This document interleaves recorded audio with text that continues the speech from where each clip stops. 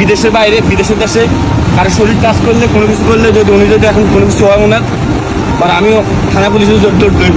দেখেন মাটিতে পড়ে থাকা এই লোকটা অসুস্থ হয়ে গেছে হঠাৎ, কিন্তু তাকে একটু উঠে তোলার মতো পরিস্থিতি কারো নাই। কেন জানেন? এই প্রবাসে কেউ যদি অসুস্থ হয়ে যায় এখানে টাচ করা নিয়ম না, যার কারণে এই ভাইটা শুধু মাথায় পানি দিতেছে কিন্তু তাকে হাতে ধরে উঠাইতে পারতেছে না।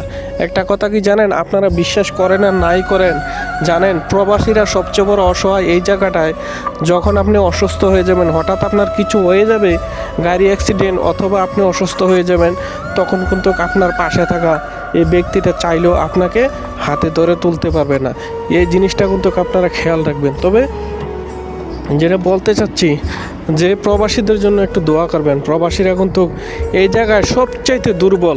আপনি অসুস্থ হয়ে গেলে আপনার পাশে থাকা ব্যক্তিটাও আপনাকে টাচ করে ধরতে পারবে না।